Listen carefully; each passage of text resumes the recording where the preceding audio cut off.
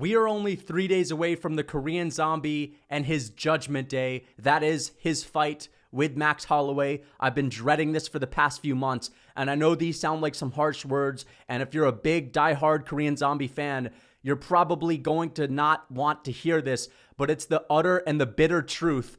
I am not going to get into the weeds on the X's and O's of the matchup and all the little gadgets and the little styles and idiosyncrasies of the fight. I honestly believe that people aren't taking into account the severity of what this matchup really is. And I'm tired of people acting like it's just two legends taking on each other. These two legends that haven't fought yet. And we've always wanted to see this matchup. That is pissing me off because there are plenty of analysts that are, I will give them credit, talking about this fight in a realistic fashion, including myself. I'm not really going to get too into the weeds on the X's and O's. We'll talk about it a tiny bit. But I still see some guys that are too blindsided by their love and curiosity for the unknown. Like, for example, Dan Hardy.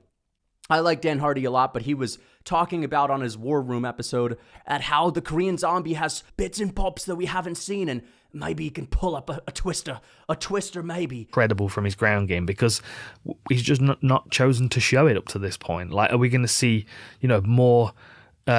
more twister attempts? Are we going to see him have a really good footlock game? Or I don't know. I feel like there's something more to the Korean Zombies game that I haven't. And I think there's just so much more to his game than what we've seen. Even though he's been in the UFC since 2010, this is one of the reasons why the UFC is able to get away with these matchups is because you have a guy like Dan Hardy, for Christ's sakes, who is, someone that's not afraid to even critique the promotion, that's so, blindsided by his fandom and his curiosity for the sport. And these two legends that he's always been watching, that he honestly thinks that this is going to be competitive.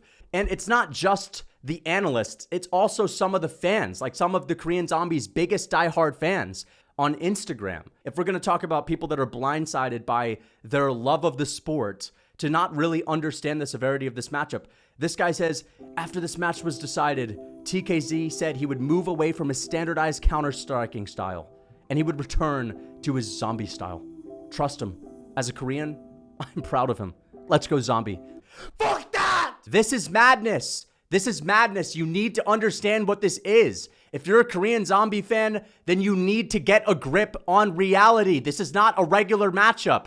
He is done. He's washed. He no longer has his chin. And if you think that it's a good idea for him to resort to his old zombie style, then you are wishing a firing squad on this man.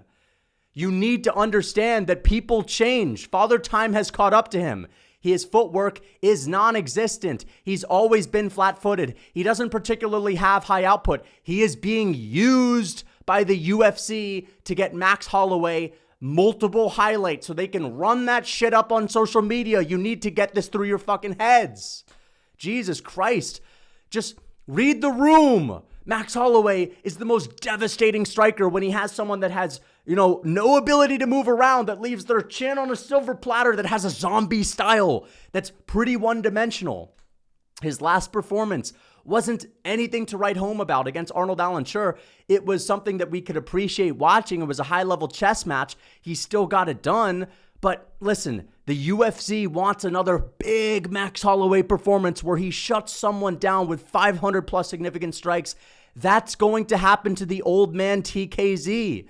And I cannot believe that his family, the Korean Zombies family, is allowing this to happen. His team, his coaches, his friends. The UFC is the one who ultimately has the final say whether or not to give this guy a contract. And the UFC and the Korean Zombies' entire team and family and all of his friends were way too lenient with him in this matchup. I do not care how delusional that man is. I don't care how tough he is. If he thinks this is going to be fun, this is irresponsible. It's disgusting. And I understand what some of you guys are thinking. Lucas, you of all people should understand that this sport is so unpredictable. People were saying the same thing about Aljo. Aljo's going to kill O'Malley. People were saying the same thing about Whitaker. Whitaker is going to destroy, Dricus du Plessis. And the same thing about Bilal Muhammad and Gilbert Burns, saying that Gilbert Burns would need to slip on a banana peel. Listen, this is a different matchup. If you saw my video yesterday, That was basically a final prayer for TKZ, and I am not going to let these upsets cloud my mind. These are different matchups.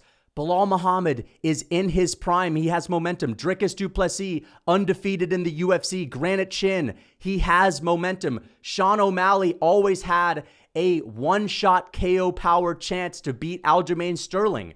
Korean Zombie is fucked. Stop acting like this is the same matchup. This is a washed up old man that just happens to be taking on the most terrifying volume striker in UFC history, who also, I don't know, has no chance of being KO'd because he has the best chin of all time, that also has really good takedown defense and pretty solid grappling and amazing cardio, high volume. Where are the chances? Max Holloway is going to need to slip on a couple of these to lose this fight. And we're going to put it to the test. We're going to see if this Lucas Tracy curse is for real. How good is that chin of Max Holloway? We're about to find out. And I guarantee you that there are going to be some TKZ fans in my comment section saying, wow, you don't understand what you're talking about, bro. Stop being a casual. This is way closer. TKZ's a dog. I don't think you've ever watched. Dude, I've watched TKZ. He's mediocre as fuck at this point in his career. His last decent performances were against Moicano and Frankie Edgar in 2019. Sure, he's beat Dan Ige, but he scraped by him in, like, honestly, kind of a lackluster decision fight. He took his back at one occasion. He took him down a couple of times. Max Holloway is a completely different level than Dan Ige. He's built different. He's got an absolute granite chin. His volume is about 5 times that of Dan Ige, and his wrestling and his takedown defense clears Ige's completely. And the reason why Max Holloway hasn't just been demolishing every single guy in his path recently is because, number one of those guys is Alexander Volkanovski, the best fighter on the planet. Number two, one of those guys is Yair Rodriguez, who in my opinion is one of the nastiest strikers that ever stepped foot in the UFC, that also has a granite chin, that has way higher output than the Korean Zombie, and is just overall a much better striker than the Korean Zombie. I mean, he flatlined the Korean Zombie, for goodness sakes. And this is long before we saw Yair Rodriguez start to hit his peak. I am telling you guys right now, even a Korean Zombie in his prime would be fucked against Max Holloway, but he would at least survive. All right, he would at least make it to the final bell. I don't see that happening. I think that there's a chance that we could see Max Holloway drop the Korean Zombie a few times. I mean, for goodness sakes, we talk about the Korean Zombie's chin. It's basically gone. Like, it's not glass. He doesn't have a glass jaw at this point. But he was rocked and dropped multiple times by Alexander Volkanovski. Dropped twice by Brian Ortega. He was flatlined by Yair Rodriguez. When Max Holloway has a guy that doesn't move around, doesn't move his feet, that doesn't really kick him all that much, and that isn't super short, or someone that can match him on volume and cardio, he butchers them. Think about guys that are around that 5'8 to 5'10 height, like Brian Ortega, like, Calvin Kattar.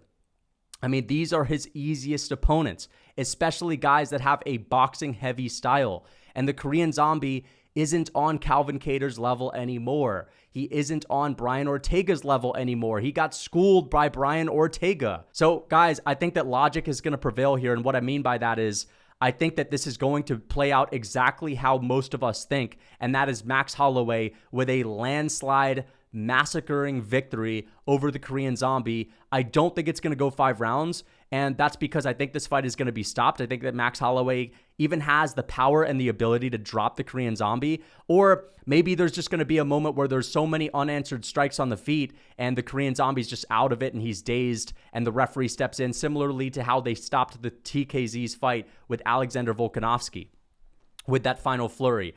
I think that's what's most likely. I'm going to be calling a 3rd or 4th round TKO stoppage on the feet, but there's no way that the Korean Zombies team is going to throw in the towel. That ain't going to happen. A doctor stoppage is possible, but the reason why I say there's no way his team's going to throw in the towel is because these are the people that have allowed him to even put himself in this position. These are the people that haven't put their foot down.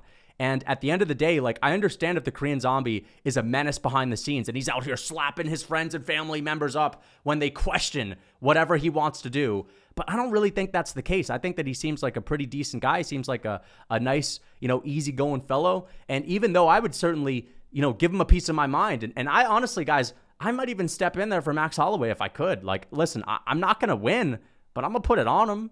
I'm not going to put it on him Max Holloway style, but I'm going to put it on him. I'm playing around, dude. I ain't going to put it on him like that. This is just a nasty, nasty fight. And Max Holloway, no, he's not going to take it easy on him. I know that some people are thinking, don't worry, Max is a nice guy.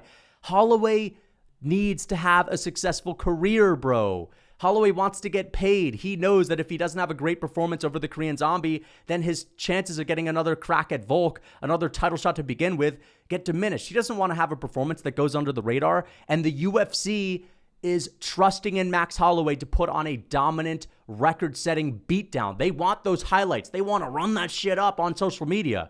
They want to have moments where Max Holloway's saying, count it up. And another thing that I want to mention is take into account what is going on in Hawaii right now after those horrible fires. Holloway's probably got another chip on his shoulder, and he's going to want to get on that mic after he gets his hand raised to give a speech. He wants to spread awareness for what's going on. This guy probably has a lot of frustration, and who's going to be the person that he can legally take it out on? What do you think is going to be more important for Max?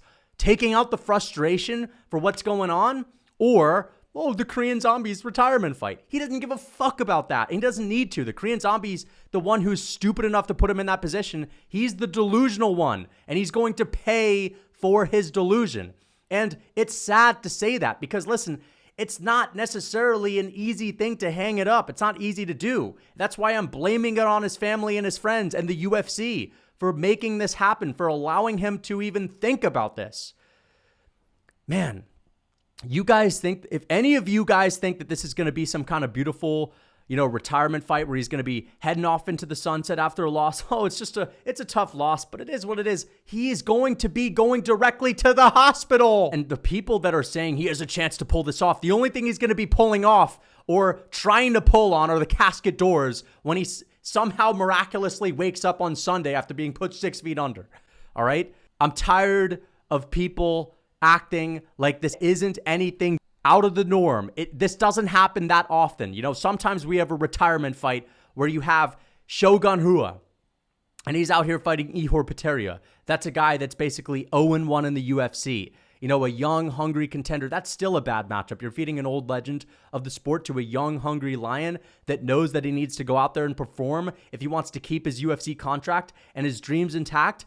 This ain't Ihor Potieria versus Shogun. This is one of the nastiest strikers on earth that would be a champion if it weren't for Alexander Volkanovski taking on an old man. It's way, way worse, especially if you look at the style where Holloway is going to be in range and able to find that chin of the Korean Zombie all night because it's right there on a silver platter, and he doesn't have the same toughness, and his whole style is built around taking a little bit of damage to give his own, and he's going to be taking a shitload of damage now that he isn't as fast and doesn't have the same kind of instincts and doesn't have the same kind of reflexes. It's going to be a one-sided tornado beatdown for Max Holloway. And I genuinely think that, again, the UFC would not be able to get away with this if the fans from the moment this was announced were to get on them heavily. And that's what I tried to do, but I'm a one-man army. I can't freaking stop the UFC from trying to get their Max Holloway highlights. And I love Max Holloway highlights. I would have rather have it been Brian Ortega. I'm not against there being a one-sided beatdown where it's going to be an amazing record-setting performance. I ain't against that. I'm watching fighting, for goodness sakes. I don't mind seeing people take damage and people give damage. It's just wrong to put the Korean Zombie in this situation. You're supposed to reward the old veteran with something that isn't too harsh. Like, as I said, a Bryce Mitchell matchup. That's a reward for him. That's a fight that he could potentially win. It never fails to amaze me that the UFC has literally no integrity talking about we take care of our fighters. We care about our legends. They don't give a fuck about their legends when this is what they're doing to TKZ. But it's just one of those things, man. I hope you guys enjoyed this video. Until next time, hopefully, this banana peel curse can come intact. And when I'm super confident about this fight in regards to what is probably going to take place, hopefully that means that the Korean Zombie could either win or just not take as much damage and make it a close fight. And if he makes it a really close fight, then, we'll start to take this Lucas Tracy curse thing seriously.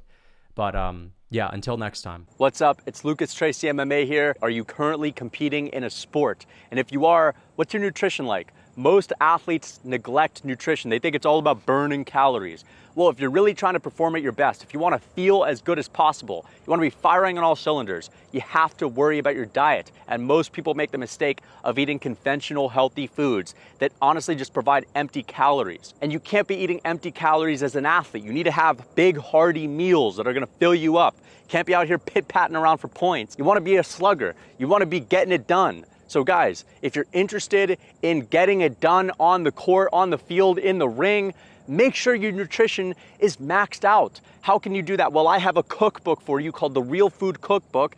And the whole purpose of me creating this cookbook is to make sure that you can make big, hearty meals made with whole and unprocessed ingredients. So if you guys are interested in getting a real fucking cookbook, make sure to click the link in my description. And for a discount, make sure to use code MMA for 30% off. Until next time.